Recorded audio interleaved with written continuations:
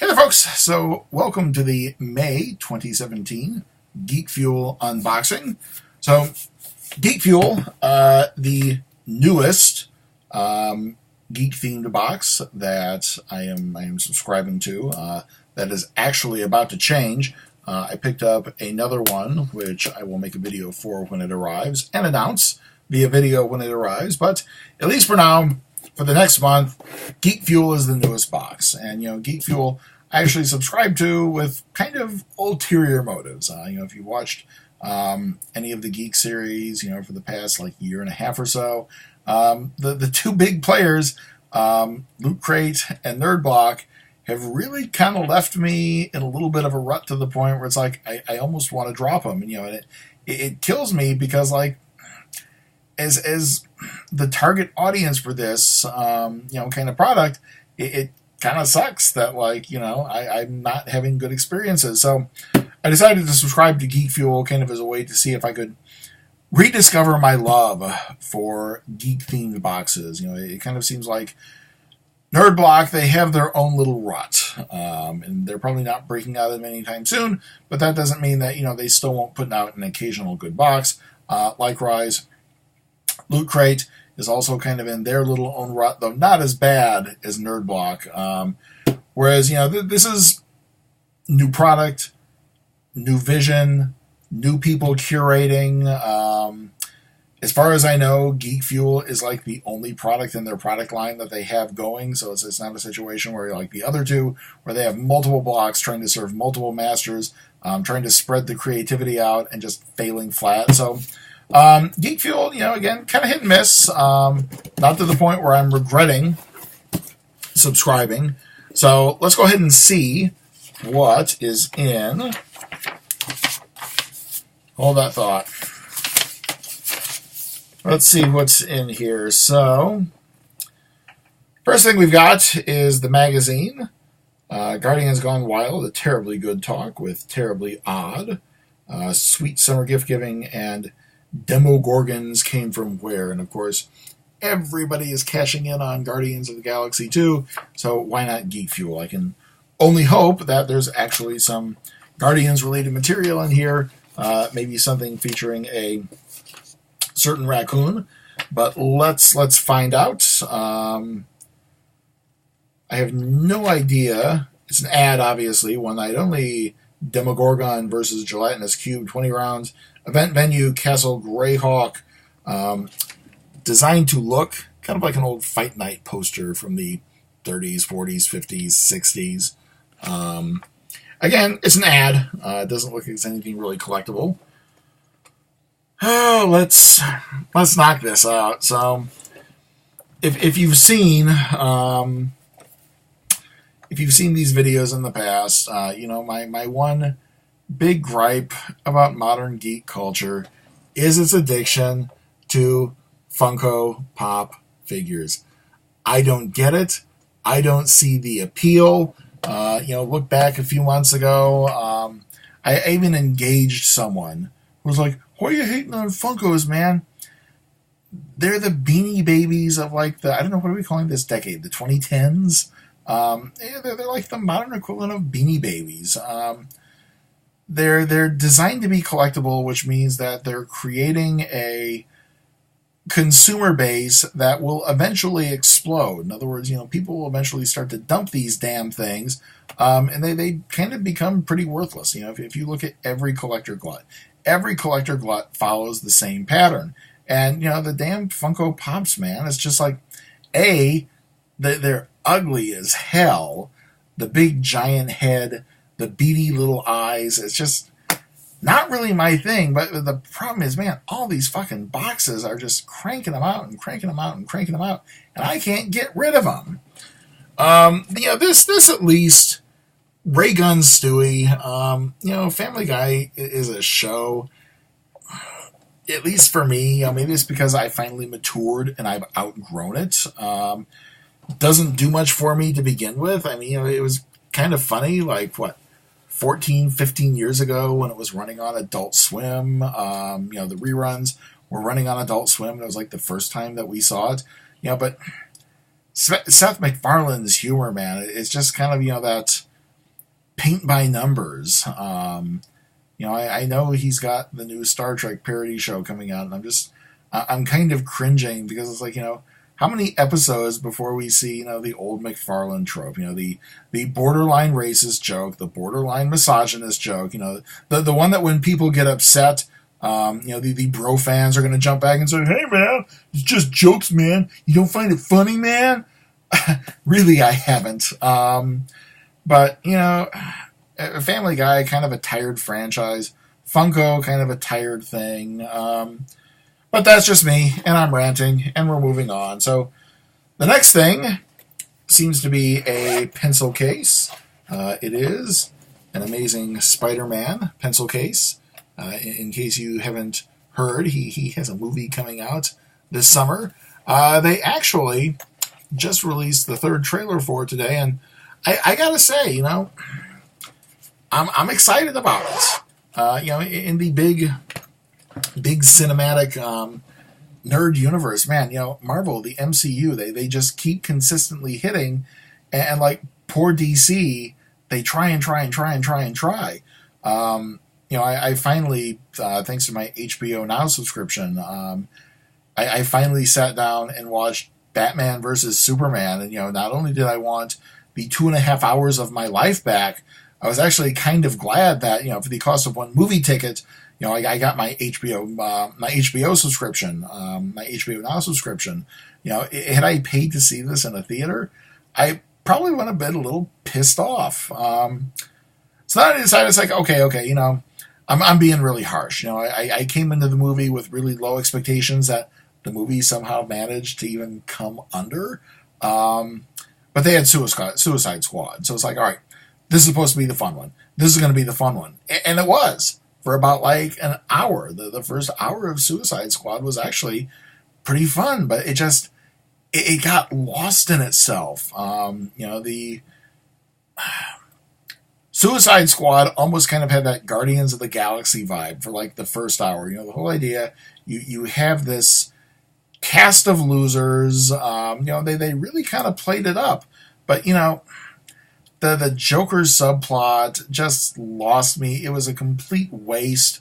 It just it started taking itself too seriously, and I think that's kind of my big issue with the whole DC universe in general. They forget that these are comic book movies.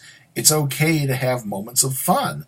And I think that's exactly where the MCU, the MCU opened with Iron Man, where, Robert Downey Jr. took Tony Stark, who in the comics, up until Downey Jr. started playing Tony Stark was kind of a boring character.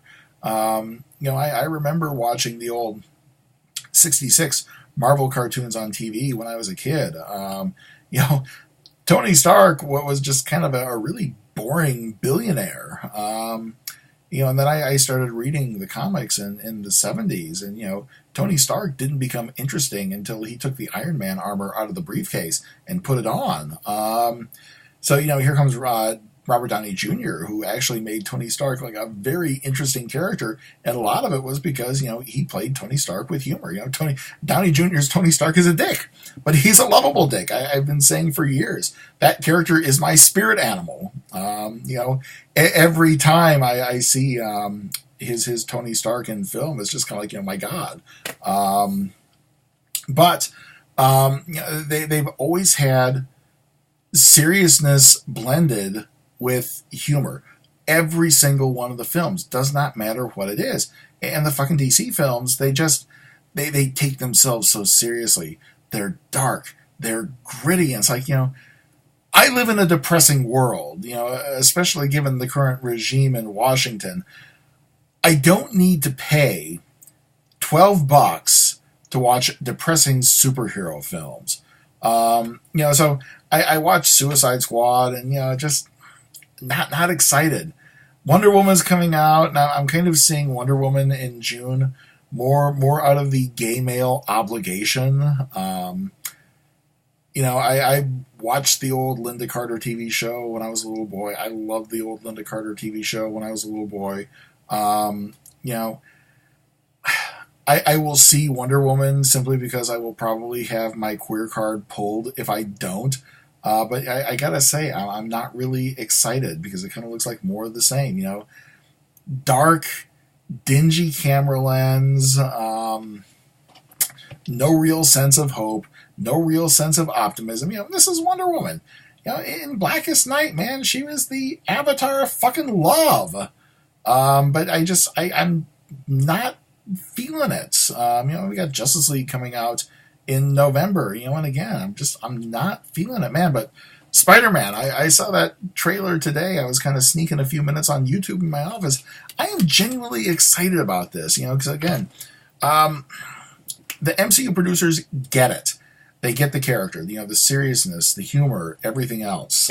So anyway, second mini rant, disengaging. We're moving on. So, gosh, not much in this box. That's kind of been like one of the recurring gripes about Geek Fuel. That's 1, 2, 3, fourth thing in the box, and then the T-shirt. But let's take a look. So we have pardon me, just making sure I don't show off a card here.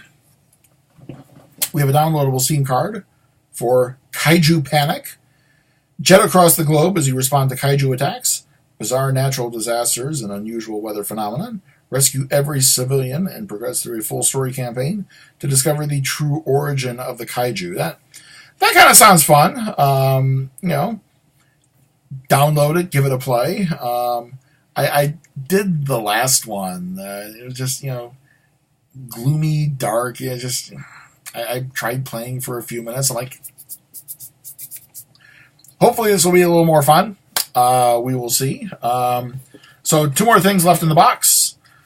We have, and again, I can only think that this has got to be like the Geek Fuel signature thing. I guess I don't know like what the hell that is.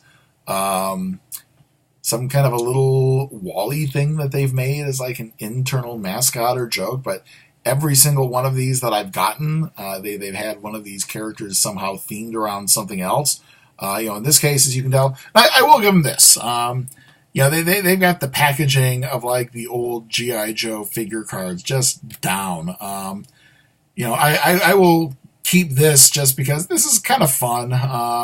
I actually gave away the Stranger Things one this weekend, but right down to the point where they put the file card on the back. And as somebody who was of a certain age, read old, I used to collect and play with the old G.I. Joe toys. When Real American Hero started back in, I think it was '82, they launched that line.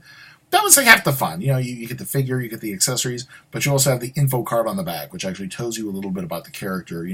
I was not from a military family, so a lot of the military details, the grade, the rank, and all that really didn't mean that much to me. But it was still kind of nice to get information on the characters. Like, even now at age 45, I remember just kind of being tickled a little bit when I got the Vamp, which was the Jeep, and it came with the Clutch figure, and there was a note in the Clutch figures card that he combed his hair with buttered toast. There was just something about that, like, oh my god, that's cool, but kind of gross at the same time.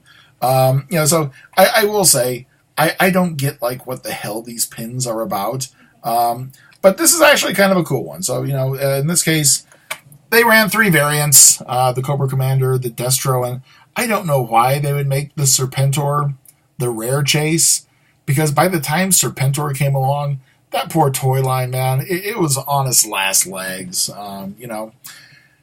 G.I. Joe, the movie, man, there was just something in the 80s when Hasbro made a movie out of one of their toy lines, commercials. Okay, TV show / commercials, toy lines turned movie. There was just something about that really, that franchise was on its last legs. Transformers, the movie came out. They tried to shake it up. G.I. Joe, the movie came out. They tried to shake it up and then pulled back. Originally the idea Duke was supposed to get killed by Serpentor in their fight. And again, you see the animation. But there's this one 5-second clip at the very end, right before the credits, where Scarlet runs out and says, "Hey guys, Duke's okay." Of course, you never see him in any of the follow-up episodes, but they Hasbro kind of learned their lesson on that. Was like, oh shit, we killed Optimus Prime and everybody's pissed at us, but oh shit, we've got G.I. Joe the movie in production and we're going to kill Duke. Somebody call the animators. We need to do like one quick scene right before the credits where we make sure that everybody knows that Duke is alive. I always wondered. I never watched the My Little Pony series that they did in the '80s, but I know they did a movie. Man, given that theory that when they made the movie they made some shakeups. Man, I can only speculate what Hasbro did with My Little Pony the movie. But anyway, so the pin. Let's see what else we've got in here. So this is our T-shirt. So I'm taking a look at the card inside. Dungeons and Dragons themed. So they've got the Geek thing in there. Demogorgon of Brine Flats. Kind of. The design is cool. I'll wear it for the design. I'm not really that keen on the color. Gray as a T-shirt. Kind of matches with blue jeans, really doesn't match with khaki, but God, I feel like I'm doing one of my gentleman's videos now. The design is okay, not really one of those things that I would choose as a go-to T-shirt, but I've seen worse. So yeah, kind of a C. I think anytime that one of these boxes comes with a Funko Pop figure, the chances of getting an A for the box are like next to nothing. So that was kind of the big thing. The T-shirt was kind of okay. I think for me the enamel pin was just kind of the coolest thing, and it's the thing that I don't get.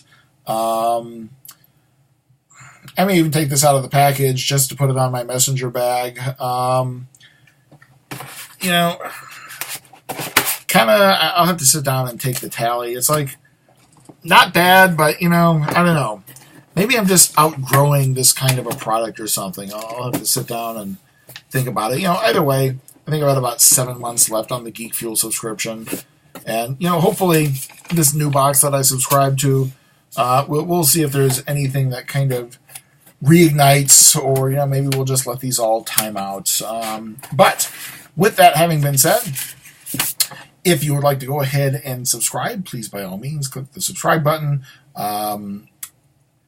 If you would like to interact, again, please leave a text and I will interact appropriately. So, for the time being, that is your May 2017 Geek Fuel box unboxing. So, in the meantime, be good to each other, and stay safe out there.